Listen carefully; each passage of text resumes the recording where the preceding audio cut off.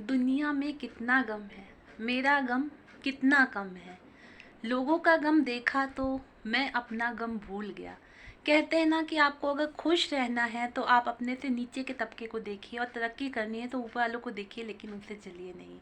आज मैं इसी विषय पे बात करना चाहूँगी कि डिप्रेशन, हम लोग को डिप्रेशन क्यों होता है। कोई किसी की गर्लफ्रेंड छोड़ के चली गई, किसी के पेरेंट्स ने कुछ कह दिया, किसी की नौकरी चली गई, कोई अकेला है, किसी की वाइफ नहीं है, किसी को कोई भी प्रॉब्लम है तो वो डिप्रेशन का शिकार हो जाता है। डिप्रेशन का शिकार अधिकतर अकेले व्यक्ति होते हैं। आजकल छोटे छोटे बच्चों को डिप्रेशन हो रहा है, लोग आत्महत्या कर रहे हैं। ये सब क्या हो रहा है समाज में।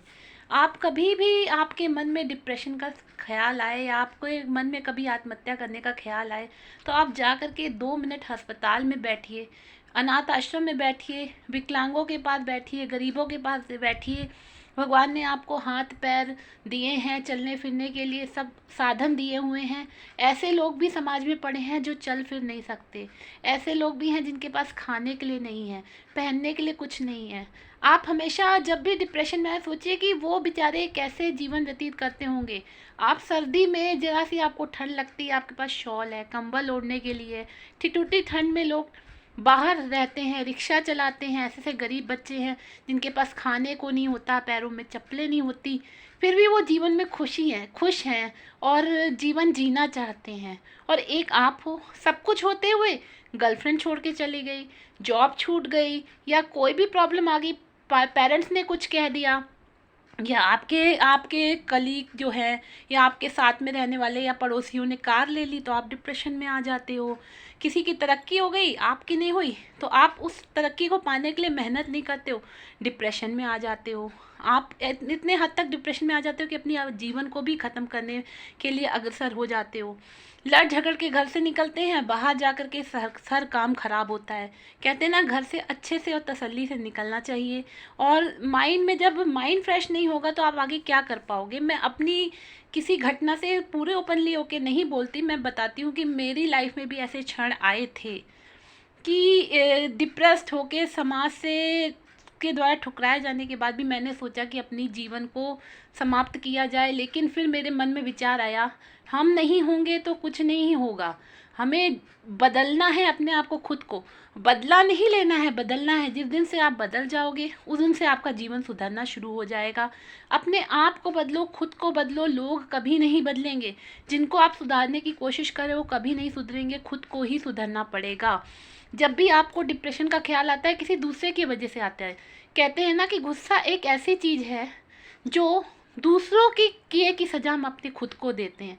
तो दूसरों की किए की सज़ा खुद को मत दीजिए, डिप्रेशन में मत जाइए। डिप्रेशन में आप क्यों जा रहे हो। कभी भी आपको डिप्रेशन में आके मरने का ख्याल आए, आप अकेले बैठे हो कमरे में, तो बाहर निकलिए, घूमिए फिरिए। एक बंद कमरे में मत रहिए, लोगों से मिलिए। अगर एक दोस्त छोड़ के चला गया, एक गर्लफ्रेंड छोड़ के चली गई, आप दूसरी गर्लफ्रेंड बनाइए, दूसरा दोस्त बनाइए। ऐसा तो नहीं है कि एक के जाने से दुनिया ख़त्म हो जाती है।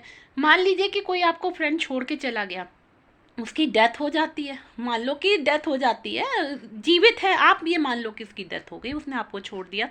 तो जब आप ये मान लोगे कि उसकी डेथ होगी तो आपको इतना दुख नहीं होगा कि वो है ही नहीं इस जीवन में। हर एक रिश्ता धोखा देता है, माँ बाप, भाई बहन। कई लोगों को होता है पेरेंट्स चले गए, तो पेरेंट्स है या जो भी है, बंदा इस धरती पे आया है, ये नियति है कि उसको जाना ही है। तो आप डिप्रेशन में आके अपना माइंड ख़राब करते हो, ये मुझे क्यों छोड़ के चला गया। रिसेंटली मेरे एक फ्रेंड थे, उनके फादर की डेथ हुई तो डिप्रेशन में आ गए कि मेरे फादर क्यों छोड़ के चले गए। ऐसे डिप्रेशन में आए कि उन्होंने अपने भी लाइफ को किसी तरह स्पॉइल कर लिया।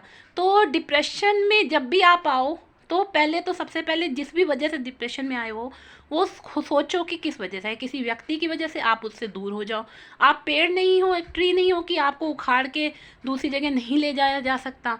अगर आप ऐसे लोग जो आपको डिप्रेशन देते हैं, आपको गलत तरह से ट्रीट करते हैं और आप वहाँ उनसे दूर नहीं हो सकते, तो वहीं रह करके आप ऐसा कुछ साधन सोचो कि वहाँ से हट सको, दूर हो चुको और अपनी लाइफ को बचाओ।